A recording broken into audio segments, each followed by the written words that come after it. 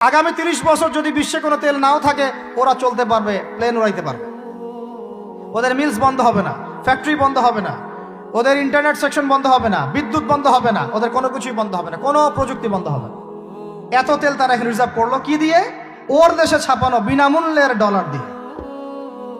এরপরে তারা আরবদেরকে বুঝালো, ইয়া শাইখ, আরবদেরকে বুঝালো, হাবিবি, ইয়া হাবিবি, কাছে আসেন, শোনেন, আমরা আপনাদের কাছে তেল আছে, আপনারা তো তেল বয়কট করে দিয়েছেন, আর তেল ছাড়া তো আমাদের যুদ্ধ বিমান ফ্লাই করছেন।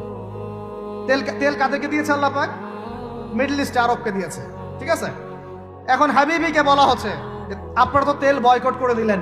এটা করেছিল বাদশাহ ফয়সাল, বলেন রাহিমাহুল্লাহ। উনি একজন সাহসী নেতা ছিলেন, এই জন্যই তাকে গুপ্ত হত্যা করা হয়েছে। সাহসী যারা, তাদেরকে গুপ্ত হত্যা করে এদের একটা সুন্নত, এটা মাথায় রাখবেন। খুব খুব ট্যালেন্টেড একজন দেখবেন, খুব ট্যালেন্টেড একজন বিজ্ঞানী দেখবেন, হঠাৎ নাই তাপাস করে মিসাইল এসে পড়ে গেল। এমন সূক্ষ্ম স্নাইপার দূর থেকে 12,000 কিলোমিটার দূর থেকে মেরে দিলে আপনার কলিজার মধ্যে ফেলে গেল। এগুলো জেনে বুঝেই আমরা প্রতিদিন সকাল করি, সন্ধ্যা করি, আলহামদুলিল্লাহ। কারণ অ্যাটলিস্ট আপনাকে তো জানতে হবে। জেনে নেন, পরে আপনারা চিন্তা করবেন যে কিভাবে লাইফ লিড করবেন। ফাযাক্কির ইন্নামা আনতা মুযাক্কির, আপনি উপদেশ দিন, শুধু আপনি উপদেশ দাতা। লাস্তা আলাইহিম বিমুসাইতির। ফাযাক্কির ইন নাফাআতিয যিকরা সায়াযাক্কারু মা ইয়াখশা, যারা আল্লাহকে ভয় করে তারা ফিরে আসবে ইনশাআল্লাহ। তো যেটা বলছিলাম, বাদশা ফয়সাল একদম বয়কট করে দিলেন। এবার ওরা এসে বুঝাচ্ছে যে তেল ছাড়া তো আমাদের চলছে না। এদিকে ওদের ডলারের মান কমে যাচ্ছে, মুদ্রাস্ফীতি হচ্ছে, ইনফ্লেশন হচ্ছে। এখন তারা বোঝালো যে ঠিক আছে, একটা চুক্তি করা যাক। যুবকরা ভালো করে শোনেন, এগুলো জানেন না বলেই অনেক সময় আপনি সহি সহি বলে সহি ভুল পথে যাচ্ছেন। ভাই, সহি পথেই যাচ্ছেন, বাট এটা সহি ভুল হয়ে যাচ্ছে। ওরা বুঝাতে পারছি? সহিহের আড়ালে একটা মারাত্মক জয়ীফার জাল আকিদা আছে, এটা আপনার সামনে সহি দিয়ে ঢেকে দেওয়া হয়েছে, বুঝতে পারতেছেন না। এই জায়গাটাকে ভালো করে বোঝেন। যখন উম্মর সাথে কেউ গাদ্দারি করে তখন সে সহি থাকে না। উম্মতের সাথে কেউ যদি গাদ্দারি করে তখন সে কি থাকে না? সহি থাকে না। এখন আসেন, আমি ধর্মতাত্ত্বিক কথা বলছি আগে। এখানে বাদশা ফয়সাল তাকে কনভিন্স করা হলো, ঠিক আছে আমরা তেল কিনবো, আপনাদের কাছ থেকে কিনবো, আপনাদের গলফ কান্ট্রি যেগুলো আছে এদের কাছ থেকে কিনবো, তবে একটা শর্ত, আপনারা তেল বিক্রি করবেন শুধু মার্কিন ডলারে, অন্য কোনো কারেন্সিতে তেল বিক্রি করতে পারবেন না। বলেন নাউজুবিল্লাহ। আপনি বাংলাদেশ গভর্নমেন্ট যদি গিয়ে এক ব্রিফকেসের মধ্যে 1 কোটি টাকা নিয়ে যায়, বুঝেন কথা, বুঝতে পারতেছেন? 1 কোটি টাকা আমাদের টাকা নিয়ে গিয়ে যদি বলে শেখ হাবিবি আমাকে তেল দাও, ওরা বলবে তেল দিতে পারবো না, খালাস, কুল্লু খালাস, এখান থেকে বের হও। কথা বুঝতে পারেন নাই? 1 কোটি কি দিবেন? টাকা, তেল দিবে না। লিখে নেন, দিবে না। কিন্তু সেই 1 কোটি টাকাকে যদি আপনি ডলারে কনভার্ট করেন, ওটাকে ডলার দিয়ে কনভার্ট করেন, করে যদি বলেন হাবিবি তেল, তখন বলবে যে আসো দাঁড়িয়ে তেল নিয়ে যাও, খালাস, কুল্লু খালাস। এটা বুঝতে পারছেন? তেল বিক্রি করব শুধুমাত্র ডলার দিয়ে, ডলার ছাড়া অন্য কোনো কারেন্সিতে তেল বিক্রি করতে পারবো না। এইটা পশ্চিমারা আরবদের সাথে একটা সন্ধি করলো আর কি, চুক্তি করলো।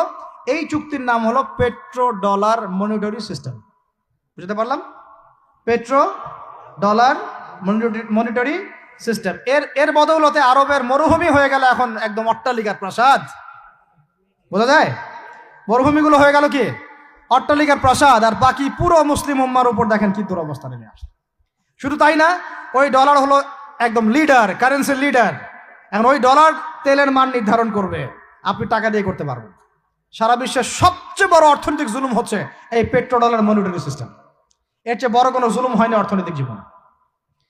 এখন অনেক ওলামায়ে কেরাম আছেন আপনারা এখানে, আমি জানি উপস্থিত, আপনারা একটু ফিকহের কিতাবগুলো মোতালা করে আমাদেরকে একটা ফতোয়া দিয়েন যে এইরকম মনিটরি সিস্টেম প্রণয়ন করা জায়েজ না জায়েজ। এটা আপনারা ফতোয়া দিয়েন, আমি ফতোয়া দিতে পারবো। আমি অর্থনৈতিক ভাষায় বলতেছি যে এই মনিটরি সিস্টেমটা পুরো বিশ্বে জুলুম নিয়ে আসছে। এখন আদতে, এখন শোনেন এই অংশটুকু শোনেন, তারপরে আমি শেষের দিকে চলে আসতেছি। আদতে এতে পশ্চিমাদের লাভ কি হয়েছে শোনেন। আমার কাছে এই যে ডলার, এটা আমি ছাপাই আমার দেশে, আমার কারখানায়। আমার খরচ হচ্ছে কাগজ, আমার খরচ হচ্ছে মেশিন, আমার খরচ হচ্ছে কালি।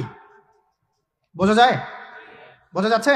আচ্ছা, এখন সেটা আমি বানালাম, ছাপালাম, গিয়ে আমি আরবকে দিলাম, তেল দাও। ওরা এই কাগজের টাকাটা নিল, নিয়ে রিজার্ভ করলো, করে মূল যে তেল, এই তেলটা মনে করেন তেল বা সোনা, তেল বা সোনা একই কথা, কারণ সোনার ফাংশন প্লে করছে এখন তেল। এখন তো যেহেতু গোল্ড দিনার নাই, দিরহাম নাই, এই তেলটা তারা নিল, নিয়ে ওদের দেশের আন্ডারগ্রাউন্ডে বাংকার আছে, গ্যালনকে গ্যালন তেল রিজার্ভ করতে থাকলো। এমনভাবে রিজার্ভ করতে থাকলো যে বিগত আগামী 30 বছর যদি বিশ্বে কোনো তেল নাও থাকে, ওরা চলতে পারবে, প্লেন উড়াইতে পারবে।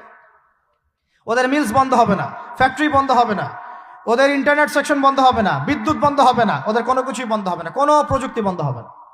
এত তেল তারা এখন রিজার্ভ করলো কি দিয়ে? ওর দেশে ছাপানো বিনামূল্যের ডলার দিয়ে। এবং সেই ডলারটা আমরা নিলাম, নিয়ে আমরা মাশাআল্লাহ অট্টালিকা নির্মাণ করলাম, আর মনে করলাম যে মাশাআল্লাহ আমি তো খুব ধনী হয়ে গেলাম, সমৃদ্ধি অর্জন করলাম। আদতে এখানে পশ্চিমাদের সবই লাভ।